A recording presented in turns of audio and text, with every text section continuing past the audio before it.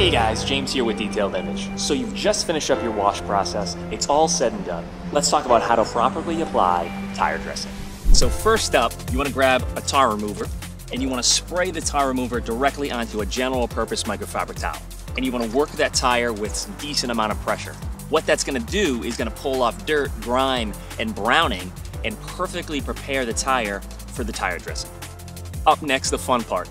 You want to take a tire dressing and you want to apply two kind of thin lines right on a DI tire applicator pad. And then you want to work that tire dressing in both directions. So you want to get in all the little nooks and crannies inside those letters, and you want to get a nice even coverage. Now you want to let that tire dressing sit for about 10 minutes. After that point, you want to grab a clean microfiber towel and you want to run over the tire with that towel. What that's going to do is create a satin finish and also prevent against sling.